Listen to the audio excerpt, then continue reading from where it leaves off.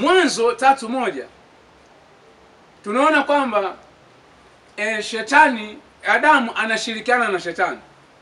Sasa baada ya uovu kuingia ndani ya Adamu, nimekwambia alifarakana na Mungu, alimkimbia Mungu, hakutaka kusikia sauti tena ya Mungu. Unaona hata kwenye bustani Edeni aliposikia Mungu anatembea bustanini, Adamu alikimbia akaenda kujificha kwa sababu aliogopa kuona uso wa Mungu kwa sababu ya ule uovu ulioingia ndani ya Adamu. Na ndio maana unaona kwamba kabla ya uovu kuingia ndani ya Adamu, kwenye Mwanzo 2:23, Adamu anamsifia yule mwanamke, asema huyu ni mifupa katika mifupa yangu, ni nyama katika nyama yangu, ataitwa mwanamke. Lakini baada ya uovu kuingia ndani ya Adamu, Mwanzo 3:12, unaona kwamba Adamu anamzingizia yule mwanamke. Kwa nini? Kwa sababu ile nafsi hai, ile pumzi ya Mungu ndani ya Adamu iliondoka kwa Adamu. Kwa hiyo kitu kilichotokea hapo baada ya anguko hilo la Adamu, maana yake ni pumzi hai na nafsi hai ya Mungu ndani ya Adamu ikaondoka. Maana nilikwambia kwamba mtu ukijumlisha pumzi hai sawa sawa na nafsi hai. Ina maana baada ya uovu sasa nafsi hai ikaondolewa, pumzi hai, huyu akabaki, Adamu akabaki tena kwenye kituo cha mtu. Akawa tena hana nafsi hai, akawa tena hana pumzi hai.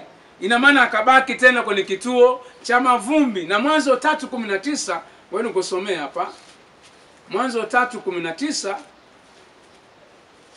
Mwanzo 3:19 anasema hivi: kwa jasho la uso wako utakula chakula hata utakapoirudia ardhi ambayo katika hiyo ulitwaliwa, kwa maana mavumbi wewe, na mavumbi utarudi, na mavumbini utarudi.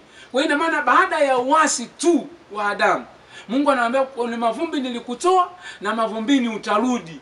Kwa nini aseme kwamba wewe ni nafsi hai iliyoshirikiana na Muumbaji? Kwa sababu pumzi hai ndani ya Adamu iliondoka, kwa akabaki kuwa mtu ambaye ni mavumbi.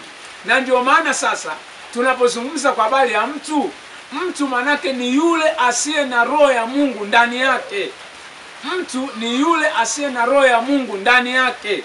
Na ndio maana unakuta muda mwingine watu wanasema huyu mtu bwana hana utu kabisa. Utu manake ni roho ya Mungu ndani ya mtu, inayokusababisha wewe ukatenda mazuri, inayosababisha wewe ukatenda mema. Kwa utu ukiondoka ndani ya mtu, yule mtu sasa anatenda mabaya. Ndio maana nikwambia kwamba mtu manake ni yule asiye na roho ya Mungu ndani yake. Na wengine wanakuta wanafika mbali, wanasema kwamba ubinadamu kazi, kwamba huyu binadamu akikosa ubinadamu atatenda mambo ya ovyo ovyo. Huyu mtu akikosa utu atatenda mambo ya ovyo ovyo. Na ndio maana sasa ni kuonyesha wazi kwamba ukibaki kwenye asili ya mtu, ukibaki kwenye asili ya mwanadamu, ina maana mambo mengi ambayo Mungu anakusudia atokee hayawezi kutokea, kwa sababu kituo cha mtu kimebeba mambo yote mabaya.